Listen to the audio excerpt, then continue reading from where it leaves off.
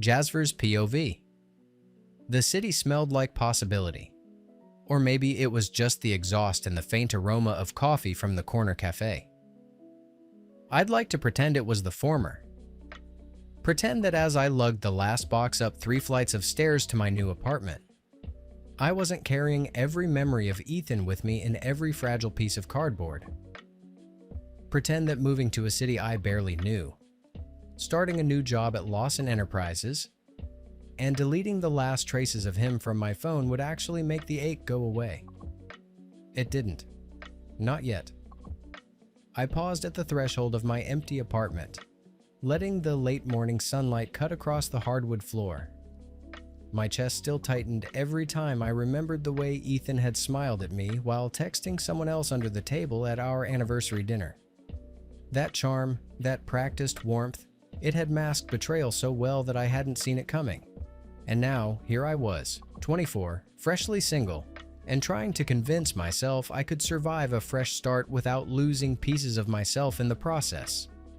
I can do this, I muttered under my breath, letting the words ground me. Determination had been my lifeline since that night. I had to believe it. I had to. Packing up my apartment had been a purgatory of memories. The first gift Ethan gave me. The tickets to that concert we never actually went to. The silly Polaroids from our weekend trips. I shoved them all into a box labeled Donate and left it by the door.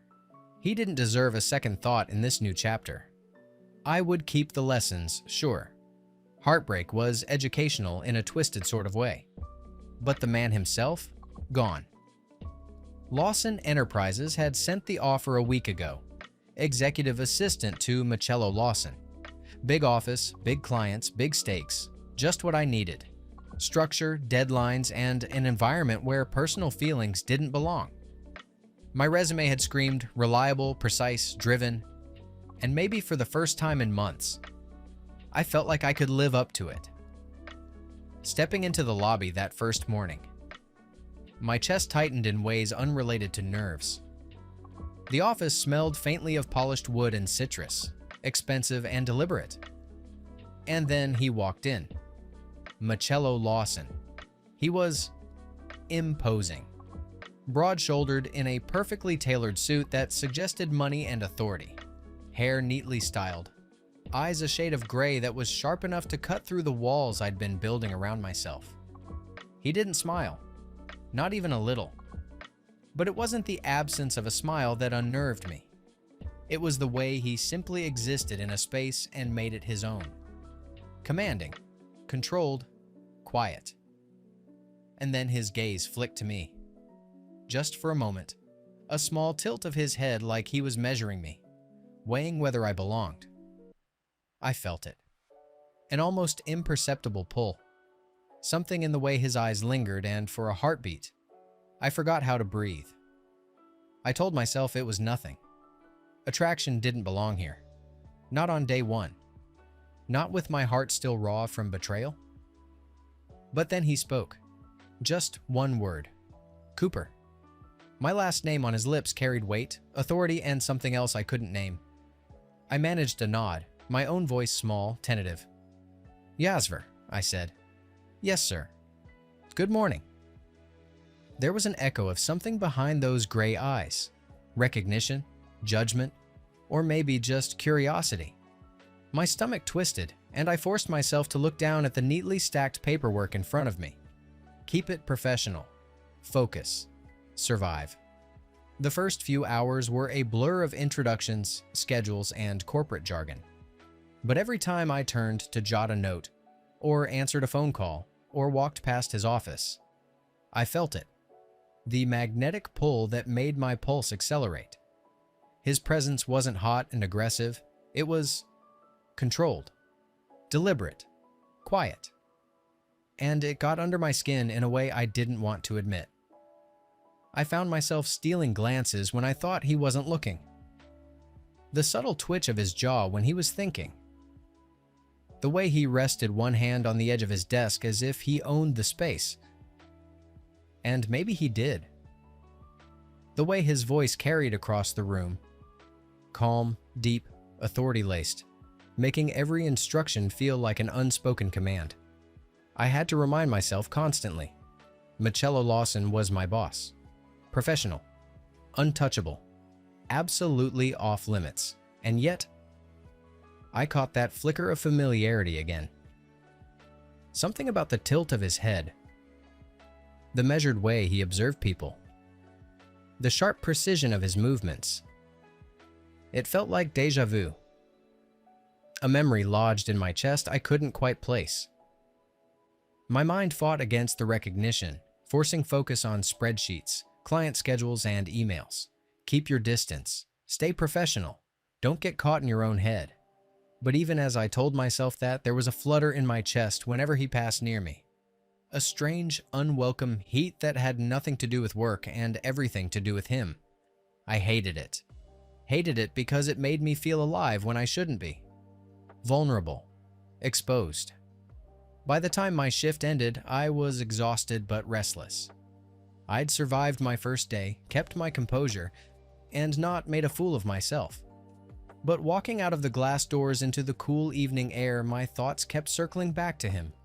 Macello Lawson. Calm, untouchable, intimidating, and inexplicably familiar. I wasn't ready for this. I wasn't ready for a distraction. Not yet.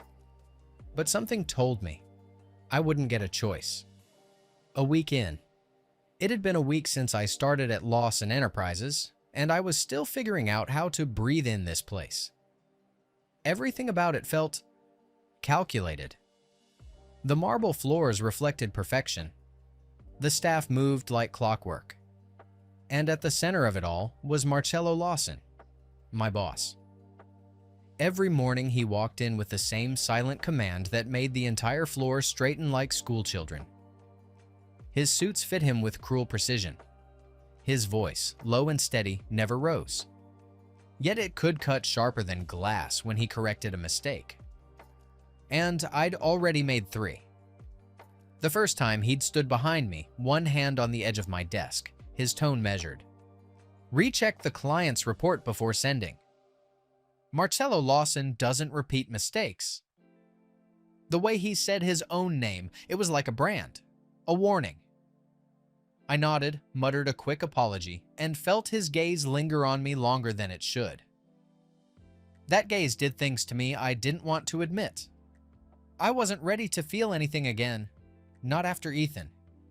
Not after months of trying to scrape the memory of his smirk, his lies, his "I love you," that meant nothing. But sometimes, when Macello spoke, his voice low, his tone commanding, I felt something stir inside me that I'd buried long ago. Maybe it was power. Maybe it was danger. Or maybe I was just that pathetic. Until now. It was Friday evening when I finally connected the dots.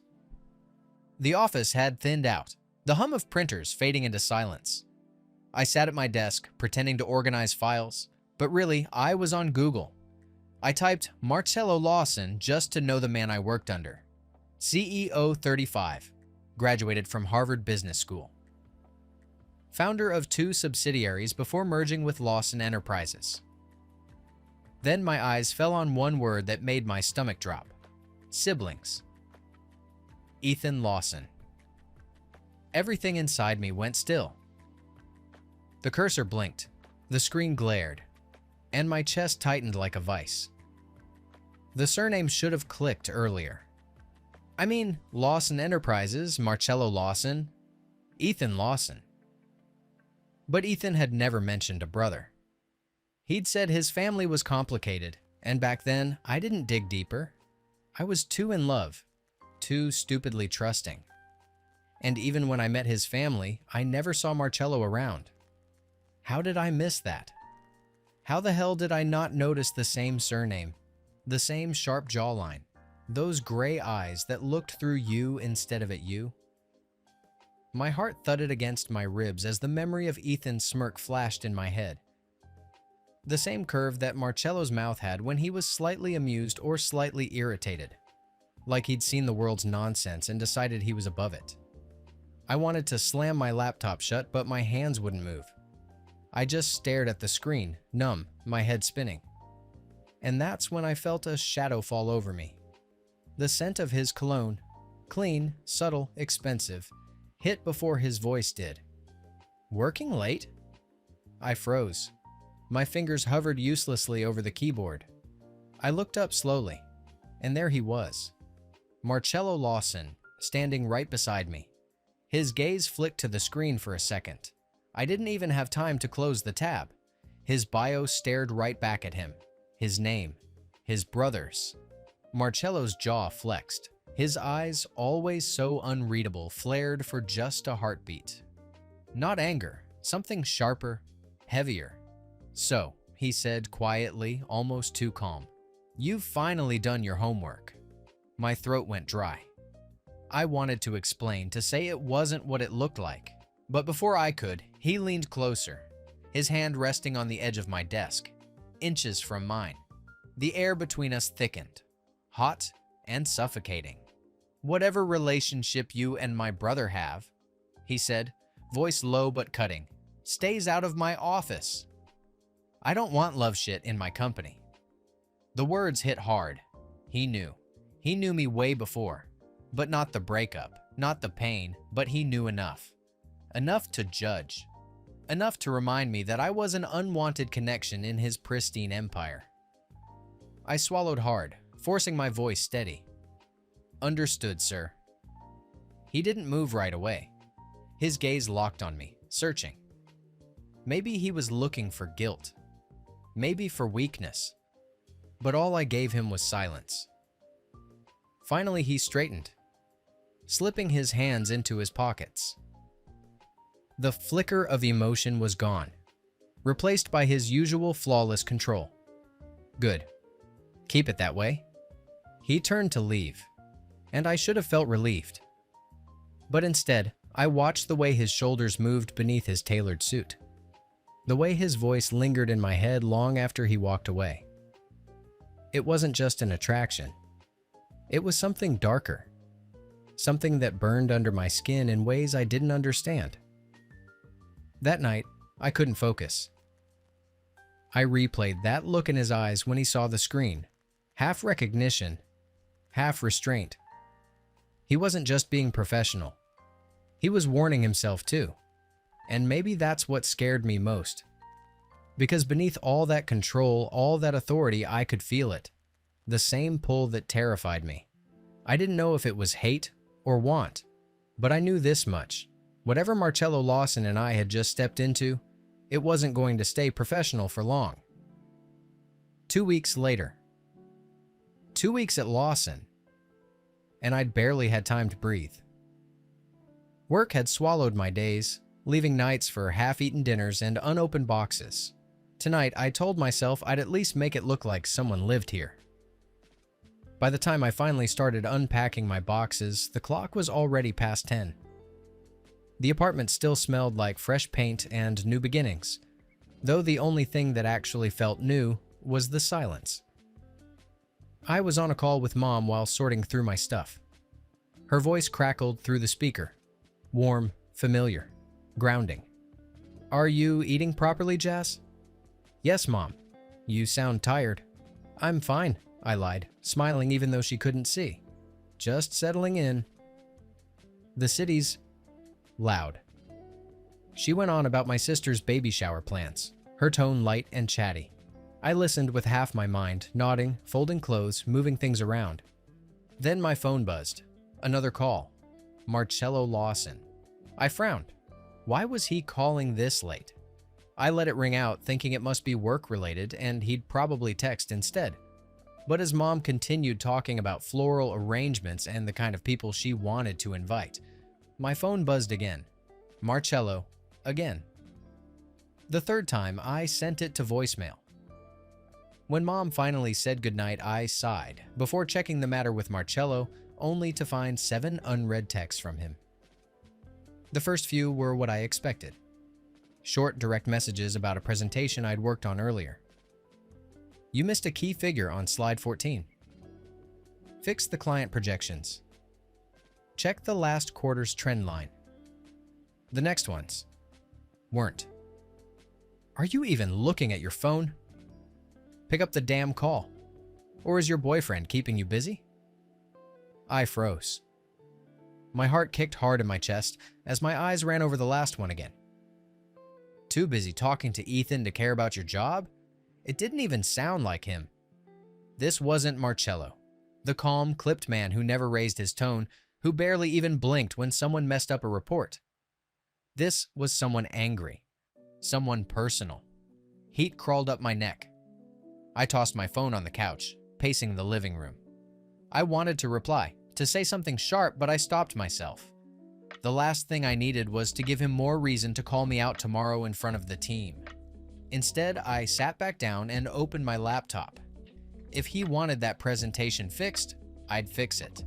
But before I could even open the file, my doorbell rang. Once, then again, harder. I frowned. No one knew where I lived yet. My stomach tightened with unease as I walked to the door. The moment I opened it, all the breath left my lungs. Macello stood there, still in his suit, tie loose, eyes sharp, but his expression, that was new. Fury, restrained, but bleeding through every inch of him. His voice was calm in a way that wasn't calm at all. Did I, or did I not tell you to keep your love shit out of my office? My brows knitted, disbelief replacing the initial shock. You came here to say that? He didn't move. The hallway light cut across his face, highlighting that jaw, the slight flush in his cheeks. I caught it then. He looked drunk. I exhaled through my nose, locking my arms across my chest. For your information, Mr. Lawson, I'm not in your office right now. So what I do and don't do in my personal time is none of your business. Something flickered in his eyes. The kind of flicker that made your body tense before your brain even processed why. He took a step forward. Yeah? His voice dropped low. Is it not my business? I automatically stepped back, the air between us thick with something unspoken. He followed, slow and deliberate, his gaze never leaving mine.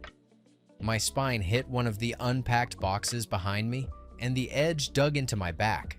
Careful, he muttered, and before I could move, his arm was around my waist, firm, steady. He yanked me forward, right against his chest. The sudden contact made every nerve in me jolt awake. His breath brushed my lips as he whispered, "If I kiss you now, will it still not be my business?" I could smell the faint trace of alcohol on him, but under it there was something raw, something real. My heart pounded so hard it hurt. I wanted to speak, to tell him he was drunk, that this was wrong. But the words died somewhere between his gaze and the heat radiating off him. He looked at me like he wanted to tear the air between us apart. Then he said quietly, 2023. Ethan's birthday. Masquerade themed, I blinked, confusion slicing through the haze. What about it? His mouth curved, half smirk, half confession. You remember the kiss? My breath caught. My mind replayed that night.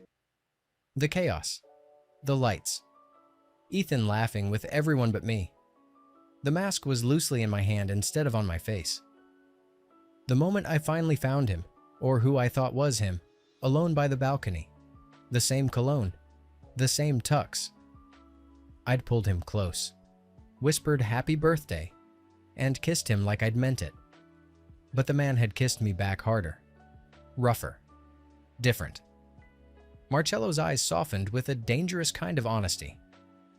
You didn't know, did you? That it wasn't him. It was me. My stomach twisted. I didn't move. He lifted his hand, thumb grazing my lower lip. Since then, he murmured, I couldn't forget the taste of your lips. The forbidden kiss that felt too right. The touch burned.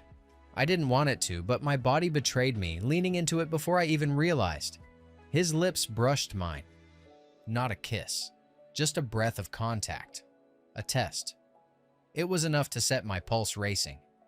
My eyes fluttered shut for half a second before reality crashed back in. Macello, I started. But then he swayed slightly, his grip tightening once before going loose. His head fell forward, resting against my shoulder. "Marcello?" I whispered. No response. He'd gone limp. I stared for a beat before sighing and slipping an arm under his to steady him. "You've got to be kidding me." He wasn't heavy, but maneuvering him to the bed was a struggle. Once he was down, I pulled the duvet over him, still catching faint traces of whiskey and something warm beneath. Just as I turned to leave, his voice came low, muffled against the pillow. "Don't leave me alone. Like others." The words hit something deep in me. For a man so composed, so untouchable, this quiet plea felt like a crack in armor. I stood there longer than I should have, watching the rise and fall of his chest. Then I switched off the light. "Good night, Mr. Lawson," I whispered. But as I closed the door, my heart was still pounding, like it hadn't decided whether it was terrified or tempted. Next day. The morning after that almost kiss felt wrong in every possible way. The silence in my apartment was deafening when I woke up. The spot on the bed where Marcello had fallen asleep was empty. No note, no message, not even the faint smell of his cologne that had lingered last night. For someone who stormed in like a hurricane, he left like a ghost. I rubbed my face, exhaling hard. "Classic Lawson move," I muttered. "Run first, talk never." I tried to shove it off and told myself I'd bring up Ethan's birthday at the office. Something neutral, something that wouldn't make me sound like a clingy idiot still replaying last night. But when I walked into the office, the air shifted. Marcello was already there, sharp suit, cold face, pretending like nothing ever happened. He gave me a stiff nod before diving into some file, voice clipped when he said, "Morning, Jasver. The design updates are pending, yes?" That was it. No acknowledgement of the late-night visit. No trace of the man who'd almost kissed me, whose breath had warmed the space between us. I forced a smile, but my gut churned. Around noon, the day got worse. Ethan showed up. His reappearance was like acid in an old wound. The whispers started before I even saw him. Lawson brothers drama incoming. Office gossip spread fast when the Lawsons were involved. I was on my way to Marcello's office when Ethan appeared in the corridor, smirk in place, eyes sharp as ever. He blocked my way like he used to, always cornering me first before saying what he came for. "Still playing the victim, Jazz," he said, voice low enough that only I could hear. "Didn't take you long to move on, huh? From one Lawson to another?" My jaw tightened. "You've got some nerve walking in here and saying that." He leaned closer. That same smug scent of arrogance I used to mistake for charm. "Tell me I'm wrong." Before I could answer, he brushed past me and went straight into Marcello's cabin. 10 minutes later, the door slammed open. Marcello strode out, fury written all over his face. He didn't even glance my way. Behind him, Ethan followed. Jaw tight. Face unreadable until his eyes met mine. "Guess the truth stings, huh?" Ethan murmured before walking off. I stood there, heart pounding. What the hell did Ethan say to him? By the time Marcello returned, I had lost count of how many times I'd replayed that slammed door in my head. When I approached his desk and asked quietly if we could talk, he didn't even look up. "I'm busy," he said flatly. "If it's about work, email me. Otherwise, I don't have time." Something in me snapped. Maybe it was Ethan's smugness. Maybe it was Marcello's coldness after everything. But I went back to my desk, typed out a draft that said exactly what I felt. "You both Lawson brothers are dicks. Fuck you, it was stupid, petty. I wasn't even supposed to hit send, but I did." The sound of that sent notification might as well have been a gunshot. Half an hour later, I got summoned. Marcello's office door clicked shut behind me. He was sitting on the couch, head resting back, eyes closed like he was too tired to deal with me. "Explain that email," he said, voice quiet but edged like steel. It was a mistake," I started, words tumbling. "I didn't mean to." "Both Lawson brothers," he interrupted, opening his eyes. "Care to clarify?" My pulse stuttered. I looked away, tried to laugh it off, and failed miserably. "You know what? Forget it. It's just... everything's been too much lately. Even after breaking up with Ethan, I'm hardly at peace, and all thanks to you." I stopped. His gaze sharpened instantly. "Come again," he said, slowly rising on his feet. "Break up? Shit," I swallowed. "Macello, I didn't mean..." "Step closer," he ordered quietly, "and tell me the truth." I hesitated, but something about his tone made me obey. The space between us grew small, charged. "I was with Ethan for 2 years," I said finally. My voice trembled despite trying to sound composed. "He cheated, lied, made me feel like I was never enough. I moved here because I couldn't look at him anymore. I wanted a clean start, but he still finds a way to mess with my head.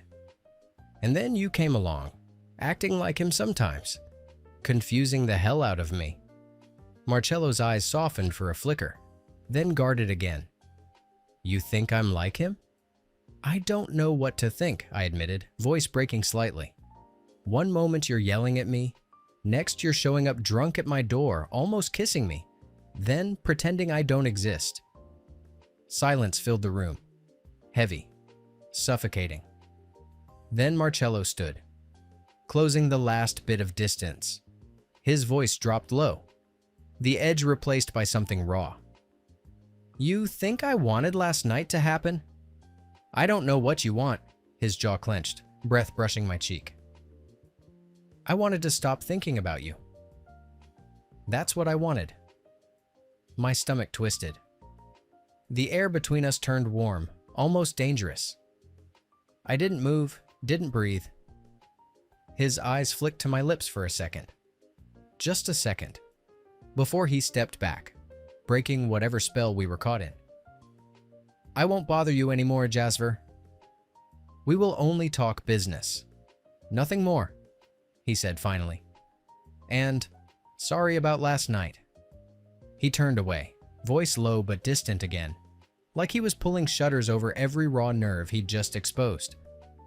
But that apology didn't sit right with me, because beneath it, I heard the sound of something unfinished. Like both of us were pretending this wasn't slowly consuming us. 2 months later. 2 months can change a lot of things. The tension between Macello and me melted bit by bit, the way ice gives in to slow warmth. We still kept it professional, still maintained that invisible line neither of us dared to cross. But there were moments, small ones, that said more than we wanted to admit. He'd pass by my desk and ask how I was holding up with the new project. I'd catch him lingering after hours, helping me recheck data that didn't need rechecking. We talked, not like boss and employee, but like two people trying to understand each other's silences. It wasn't forced anymore. We didn't need apologies or explanations, just quiet understanding. And yet something about Macello always felt restrained, like he was holding his breath around me. I saw it in the way his eyes dimmed mid-laughter, or how he'd change the subject when things got too personal. It was like he was afraid of something I couldn't see. Then one Friday, he didn't show up to work. It was odd. Macello Lawson was the kind of man who'd show up even if the city was burning. So when he missed the morning meeting, the unease in my chest wouldn't leave. By noon, I found myself asking one of the senior managers, Mr. Donnelly, if everything was okay.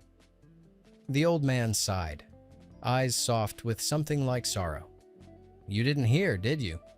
Today's the death anniversary of his sister, Hannah, youngest Lawson." My head tilted. "I didn't know he had a sister." Mr. Donnelly gave me a sad smile. "Most people don't. She died young, 21, I think. Tragic story. Macello took it hard. He still visits her grave every year, outskirts of the city, near Old Haven Cemetery. Something in my chest twisted. Not even Ethan had ever mentioned a sister. Not once. Before I could think it through, I grabbed my coat and keys. I didn't even send a message. I just drove. The city melted away as I crossed the outskirts. The drizzle had started, thin and cold against the windshield. When I reached the cemetery, it was quiet except for the soft patter of rain and the sound of wind brushing through trees. I found him sitting on the damp grass, dressed in black, shoulders slightly hunched. The gravestone in front of him read, Hannah Lawson, 2000 to 2021. The simplicity of it broke me a little. I walked closer, slow and careful, and sat down behind him without a word. He didn't turn immediately, but I knew he knew it was me. After a while, he spoke, voice low and cracked. You know, Jasver, Hannah was beautiful. So beautiful that her mischief never angered anyone. His hand brushed the gravestone, fingertips tracing the letters like they were fragile. She used to pull most of her pranks on me because I was the easiest to annoy. But she was a part of my heart. My little Hannah. I swallowed hard, unsure what to say. The rain mixed with the sound of his uneven breathing. But her mischief was limited to the four walls of our house. She was born disabled. She could never walk, he continued, voice rough. Then I met someone. Maximum. He was a physiotherapist. Someone told me he has the ability to make one's disability disappear. I made him meet Hannah. The guy was charming, and I thought he maybe like me. The kind of man who made you forget your instincts. Charming, easy to love. I thought I could never let someone like him into my world. He gave a hollow laugh that sent a chill down my spine. But that bastard was a monster disguised as an angel. While whispering sweet nothings to me, he was two-timing with Hannah. My sister. My stomach dropped. He looked straight ahead, eyes glassy. And my sweet Hannah fell too deep. She couldn't handle the truth when I found out and confronted him. She thought I'd ruined her life. She thought she'd ruined mine. And then she took her life.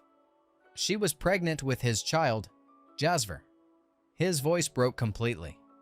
Pregnant. The drizzle turned heavier, soft but relentless. It ruined me. But not only because I lost Hannah. He took a shaky breath. My parents blamed me. Said if I hadn't brought him into the house, she'd still be alive. Ethan. He played the perfect son. The obedient one. My father turned on me, and I left. Been living alone ever since I couldn't move. Couldn't breathe. Maybe that's why I never knew about Macello when I was with Ethan. Maybe the family had buried him along with their grief. Macello's next words came slower, weaker. And the day I dared to come home again, Ethan's birthday, I met you, kissed you, fell for you before I even knew who you were. He looked at me then, really looked, only to find out you belonged to my brother. The ache in his eyes cut through me like a blade. I swore I wouldn't repeat history, he whispered. Wouldn't ruin another life by falling for someone I shouldn't. So I stayed away. Tried to keep things professional, but you're in my head, Jasver. My heart was hammering. Macello! He shook his head, laughing under his breath, tears mixing with the rain. The day Ethan came to the office, he pressed on that same wound. Said I was cursed to ruin everything I touch. He knows exactly where to hit. I reached out before I could stop myself, my hand brushing his. It was cold, trembling. I don't know what to say, I whispered. You don't have to, he said softly. Just don't hate me for this. You've been in my heart since the first kiss, and you'll stay there till I die. The words hung in the air like a confession neither of us could take back. He looked broken, strong but bleeding inside. And in that moment, I realized something terrifying.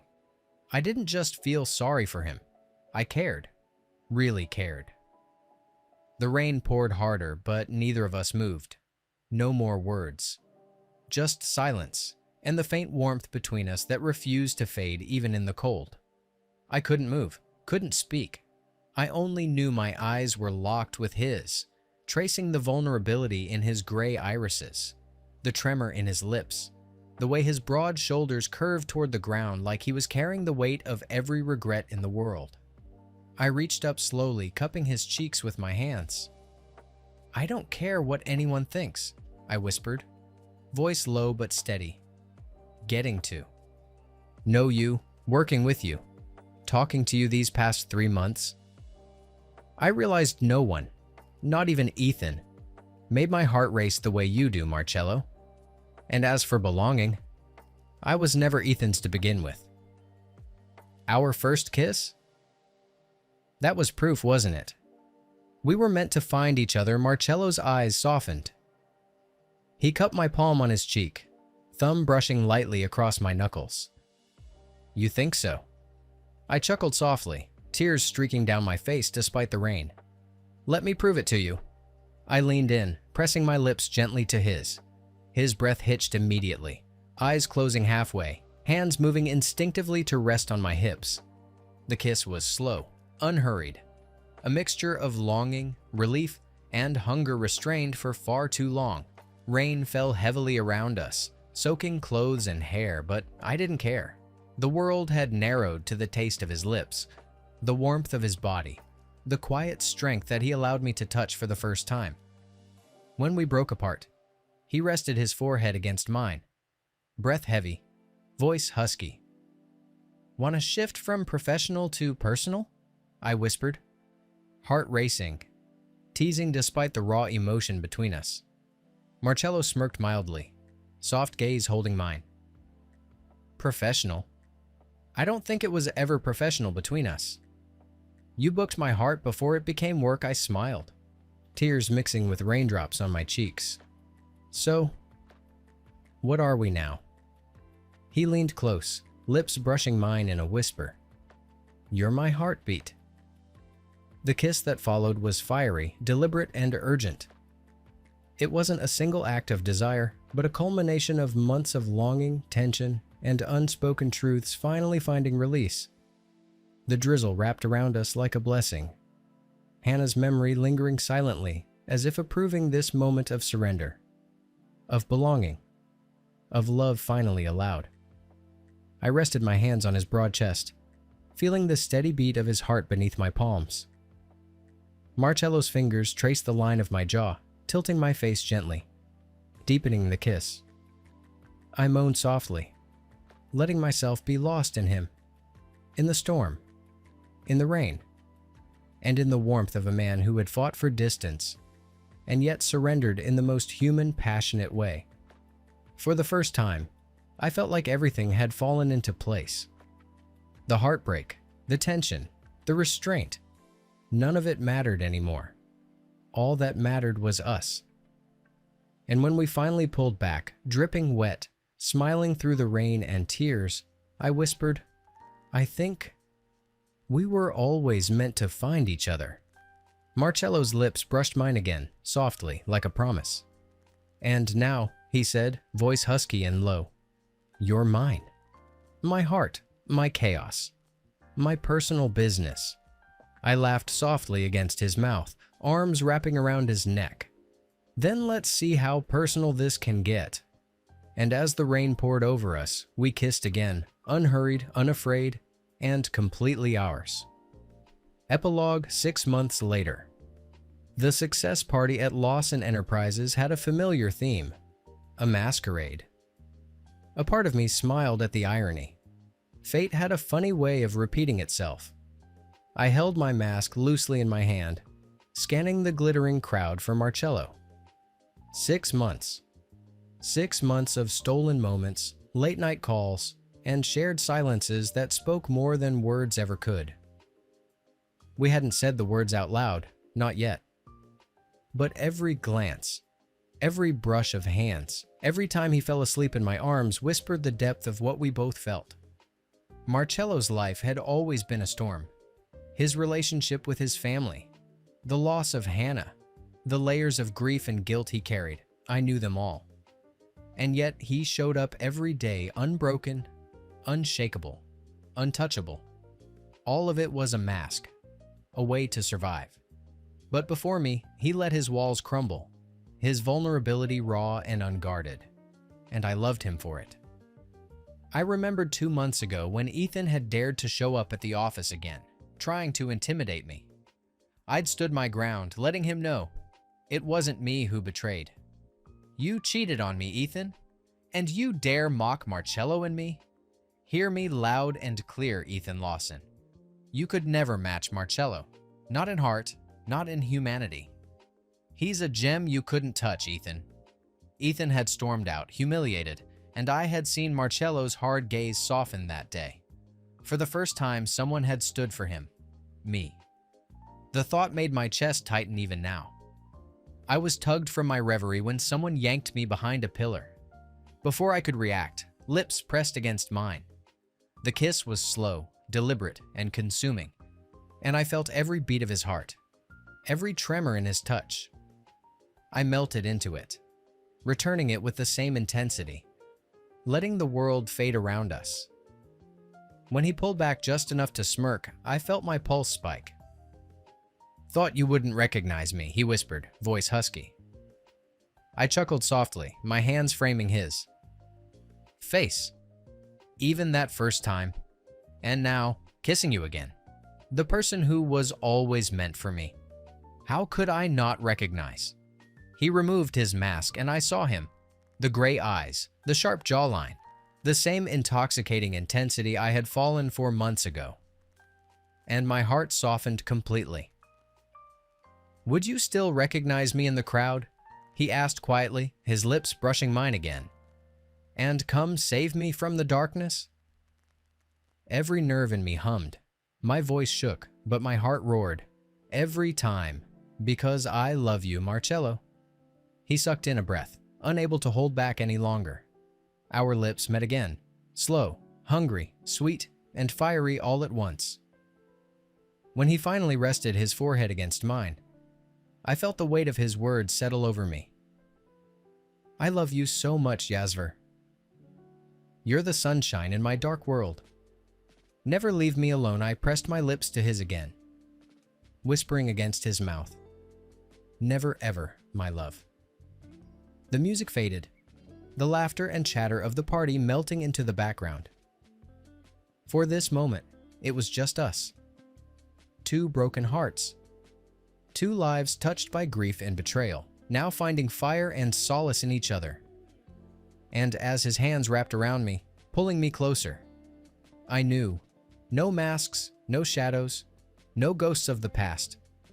Only us, together, finally, completely. The end.